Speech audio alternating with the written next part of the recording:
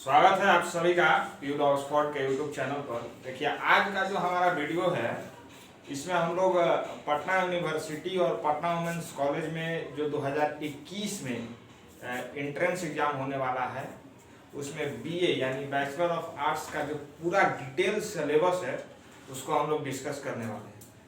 देखिए पटना विश्वविद्यालय की, जैसा कि आप सभी लोग जानते हैं कि बिहार में जो है अगर नंबर 1 कोई यूनिवर्सिटी है तो वो पटना विश्वविद्यालय। हम बिहार की बात कर रहे हैं। अगर आप बात करें बीएचयू से कंपेयर कीजिएगा या इलाहाबाद यूनिवर्सिटी या दिल्ली यूनिवर्सिटी से कंपेयर करिएगा तो उसकी तुलना में जरूर पटना विश्वविद्यालय जो है वो थोड़ा कमतर है। लेकिन बिहार के अगर संदर्भ में बात करिएगा तो अगर सबसे कोई बेस्ट यूनिवर्सिटी है तो पटना विश्वविद्यालय। देखिए पूरा जो है डिटेल सिलेबस जो है आज हम लोग डिस्कस कर रहे हैं पटना विश्वविद्यालय में जो बीए के लिए एंट्रेंस एग्जाम होने वाला है। तो वीडियो में आप लोग अंत तक बने रहिएगा। उससे पहले अगर चैनल पर नए हैं तो चैनल को सब्सक्राइब कर लीजिए। आप लोग सब्सक्राइब नहीं करते हैं। इतना हम लोग मेहनत से आप लोगों के लिए कंटेंट बनाते हैं और सब्सक्राइब आप लोग नहीं कीजिएगा तो हम लोग मोटिवेट कैसे होंगे। जब मोटिवेट नहीं होंगे तो आपके लिए फिर कंटेंट लाना क्या होगा, दिक्कत होगा हम लोगों को भी कंटेंट लाने में। तो आप लोग चैनल को जरूर से जरूर सब्सक्राइब करिए ताकि पटना विश्वविद्यालय में आप लोग का जो एंट्रेंस एग्जाम होने वाला है उसमें हम लोग आपकी पूरी तरीके से मदद करते हैं। चलिए यहाँ पर शुरू करते हैं हम। देखिए पटना विश्वविद्यालय में जो, अच्छा एक बात और बता दे रहे हैं कि एक कॉपी और एक पेन जो है उसको निकाल लीजिए आप लोग, क्योंकि बोर्ड पर इतना छोटा छोटा लिखा हुआ है कि आप लोग को दिख नहीं रहा होगा। तो हम बोलेंगे तो वो टॉपिक आप कॉपी में अपना मेंशन करते जाइए। देखिए पटना विश्वविद्यालय में जो एंट्रेंस एग्जाम होता है जो उसमें 14 विषय जो है वहां से सवाल पूछे जाते हैं। कितने? 14 विषयों से सवाल पूछे जाते हैं। अब देखिए कहां कहां से। मैथ से पहले तो सवाल पूछा जाता है, फिर आपका सेकंड है रीजनिंग। तो मैथ और रीजनिंग मिलाकर के जो है आपका 20 सवाल पूछा जाता है। जनरल साइंस और जनरल नॉलेज ये दोनों मिलाकर के आपका 20 सवाल पूछा जाता है। तो यहाँ पर 2 सेक्शन है, सेक्शन ए और सेक्शन बी। सेक्शन ए में जो है ये यहाँ पर आप देख रहे हैं यहां से यहां तक, यानी मैथ, रीजनिंग, जनरल साइंस और जनरल नॉलेज, इन चारों से मिलाकर के जो है वो 40 अंक के प्रश्न जो है वो पूछे जाते हैं। और बाकी यहाँ पे जो रेस्ट ऑफ पोर्शन है यानी 5 से लेकर के 14 तक, यहाँ से आपका हिस्ट्री से लेकर के और यहाँ तक फिलॉसफी तक, ये आपका सेक्शन 2 में आता है जहां पे आपका 60 नंबर का प्रश्न जो है वो पूछा जाता है। तो एक एक करके जो है वो सब्जेक्ट वाइज डिस्कस करेंगे कि मैथ में जो है वो किस टॉपिक से सवाल पूछा जाता है, रीजनिंग में कहां से पूछा जाता है, हिस्ट्री में कहां से पूछा जाता है। तो आपको पूरा जो है जानकारी मिल जाएगा। चलिए मैथ में बात करते हैं। सबसे पहले देखिए मैथ में जो है आपका नंबर सिस्टम से सवाल पूछा जाता है, फिर एलसीएम एचसीएफ से आपका सवाल पूछा जाता है, परसेंटेज से सवाल पूछा जाता है, प्रॉफिट एंड लॉस से सवाल पूछा जाता है, कॉपी में मेंशन करते जाइएगा, ठीक है। एवरेज से सवाल पूछा जाता है, टाइम, स्पीड एंड डिस्टेंस, इससे भी यहाँ पर सवाल पूछा जाता है, सिंपल एंड कंपाउंड इंटरेस्ट से सवाल पूछा जाता है, टाइम एंड वर्क, और लास्ट आपका टॉपिक है मेंसुरेशन। इसके अलावा भी कुछ कुछ जो छोटे छोटे टॉपिक्स हैं वहां से भी सवाल पूछे जाते हैं।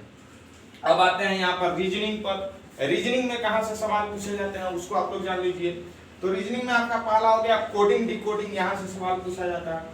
दूसरा आपका एनालॉजी हो गया। एनालॉजी मतलब कि 2 वर्ड देगा जो एक दूसरे से मैच करेगा और फिर आपको एक वर्ड देगा और आपको चूज करना होगा कि उस वो जो वर्ड है उससे कौन सा जो वर्ड आपको ऑप्शन में मिला हुआ है वो मैच कर रहा है।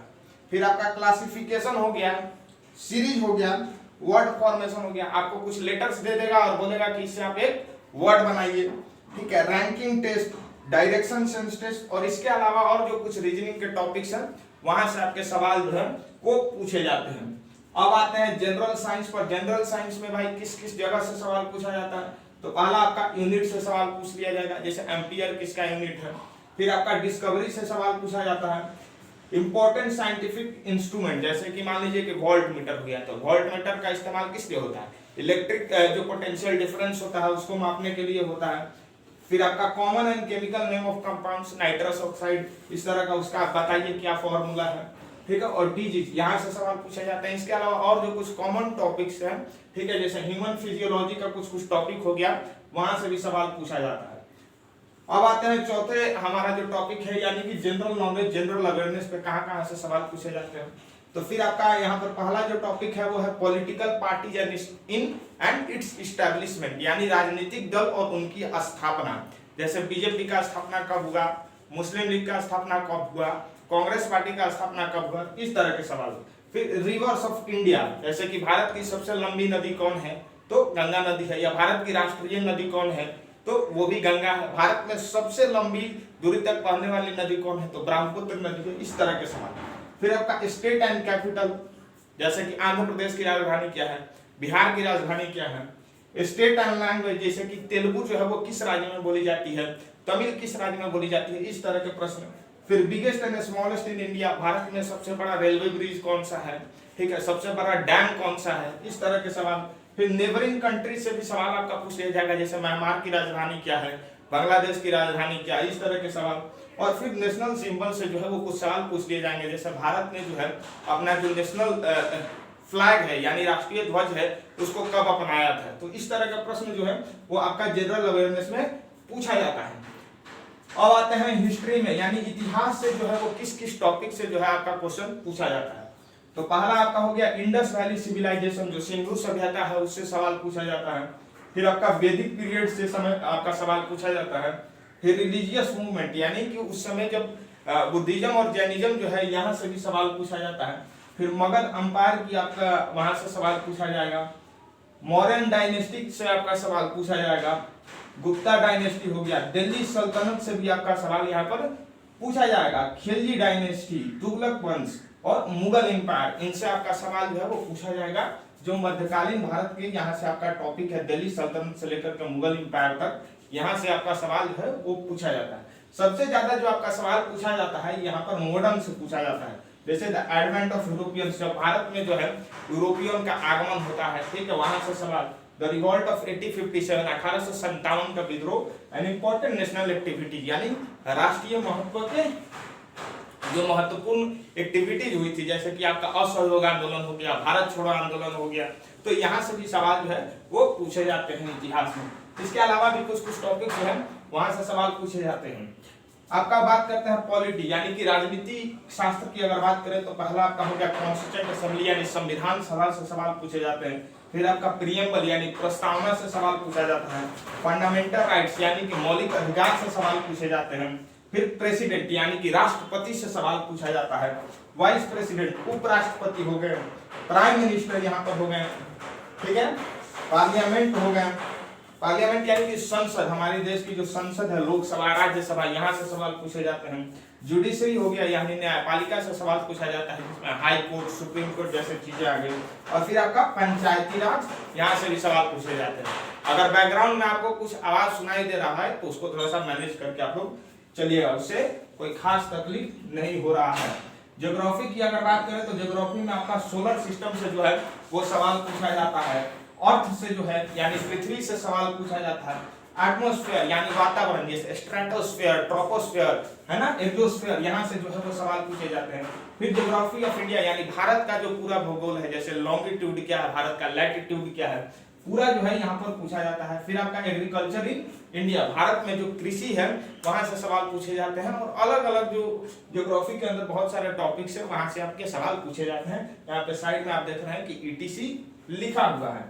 अगर बात करें इकोनॉमिक्स की तो इकोनॉमिक्स में आपको माइक्रो एंड मैक्रो इकोनॉमिक्स से सवाल पूछे जाते हैं। इसमें बहुत सारे टॉपिक्स आ जाते हैं, फैक्टर्स ऑफ प्रोडक्शन, ठीक है, इस तरह के टॉपिक्स जो है वो आते चले जाते हैं। फिर आपका 5 ईयर प्लान, यानी कि पंचवर्षीय योजनाएं जो थी भारत में उसके बारे में सवाल पूछा जाएगा। नीति आयोग के बारे में सवाल पूछा जा सकता है। एग्रीकल्चर एंड इंडस्ट्री, यानी कृषि और उद्योग के बारे में जो है वो सवाल आपका पूछा जाता है। जैसे भारत जो है वो गन्ना उत्पादन में उसकी क्या संख्या है पूरे विश्व भर में, भारत जो है वो दुग्ध उत्पादक जो मिल्क प्रोड्यूसर है उसमें नंबर 1 है। तो पूछ देगा कि दुनिया का ऐसा कौन सा देश है जो नंबर 1 मिल्क प्रोड्यूसर है, तो इंडिया है, ठीक है। फिर banking sector in India, Bharat में जो बैंकिंग सेक्टर है उससे सवाल पूछा जा सकता है। जैसे आरबीआई का अभी अध्यक्ष कौन है, या भारत में जो है वो कुल कितने जो है वो राष्ट्रीय बैंक है, तो इस तरह के सवाल पूछे जा सकते हैं। अगर बात करें इंग्लिश की तो इंग्लिश में आपका जो बेसिक टॉपिक होता है, जैसे नाउन हो गया, प्रोनाउन हो गया, लिंकिंग वर्ब्स हो गया, यहाँ से सवाल पूछा जाता है। एडजेक्टिव्स हो गया, प्रीपोजिशन, सिनोनिम्स एंड एंटोनिम्स से आपका सवाल जो है वो जरूर पूछा जाता है। Items and phrases and one word substitution, तो यहाँ से आपका जो है वो अंग्रेजी से सवाल जो है वो 10 के आसपास सवाल जो है आपका अंग्रेजी से पूछा जाता है। अगर बात करें हिंदी की, तो हिंदी में आपका जो है वो व्याकरण और रचनाकार, यहाँ से जो है वो 5-5 प्रश्न पूछे जाते हैं। 5 प्रश्न व्याकरण के और 5 जो है वो रचनाकार के प्रश्न जो है वो होते हैं। इसके अलावा कुछ जो प्रश्न होते हैं जैसे टीचिंग एप्टीट्यूड से जो है आपको बेसिक क्वेश्चन पूछ दिया जाता है। इसके अलावा सोशियोलॉजी से जो है वो प्रश्न पूछ दिया जाता है, समाजशास्त्र से 2-3 प्रश्न पूछ देगा। फिर साइकोलॉजी यानी मनोविज्ञान जो है, यहाँ से भी आपका सवाल बेसिक जो क्वेश्चन होता है, जैसे फादर ऑफ साइकोलॉजी कौन है, तो इस तरह के सवाल हो गया। और फिर आपका फिलॉसफी यानी कि दर्शन शास्त्र से जो है वो सवाल पूछा जा सकता है। तो ये आपका पूरा सिलेबस था यहाँ पर पटना विश्वविद्यालय का, ठीक है। पूरा जो है यहाँ पर सिलेबस था पटना विश्वविद्यालय का, आपको समझ में जो है वो पूरा सिलेबस आ गया होगा। अगर इसके अलावा भी अगर कोई डाउट है सिलेबस से रिगार्डिंग, तो आप कमेंट सेक्शन में जरूर पूछिए। और जो लोग भी अगर सिलेबस से तैयारी कर सकते हैं, ये बहुत अच्छी बात है। और जिनको लगता है कि सिलेबस काफी भास्ट है, ठीक है, और हमको गाइडेंस की जरूरत होगी, कोई आदमी हो जो हमको गाइड कर सके, पटना विश्वविद्यालय एंट्रेंस एग्जाम निकालने में, तो आप हमारा यहाँ पर बीए और बीएससी का कोर्स चल रहा है, जिसका प्राइस जो है वो सिर्फ और सिर्फ 149 रुपीज है। जितना भी कोर्स यहाँ पर पटना विश्वविद्यालय से संबंधित चल रहा होगा, चाहे ऑफलाइन या ऑनलाइन, उसमें सबसे सस्ता अगर आपको कोई कोर्स ऑफर कर रहा है तो वो प्यूड ऑक्सफोर्ड जो है वो ऑफर कर रहा है विथ क्वालिटी कंटेंट, जहाँ पे आपको रिकॉर्डेड लेक्चर्स, पीडीएफ्स और इंटरैक्टिव सेशन जो है वो हमारे एक्सपर्ट के साथ मिलेगा। हमारा डेमो लेक्चर जो है वो भी आपको यहाँ पर चैनल पर अपलोडेड है, आपको जो है वो वीडियो के अंत में उसको स्क्रीन पर हम लोग दिखा देंगे, आप जाके उस पर क्लिक करके देख सकते हैं। और वोकेशनल कोर्स का तो ऑलरेडी क्लास चल रहा है बीबीए, बीसी और बीएमसी के लिए, जिसका 500 रुपीज प्राइस है, तो उसको भी अगर कोई ज्वाइन करना चाहता है तो ज्वाइन कर ले। बाकी आपको बहुत बहुत धन्यवाद। वीडियो को लाइक शेयर सब्सक्राइब कर दीजिएगा चैनल को। बहुत बहुत धन्यवाद।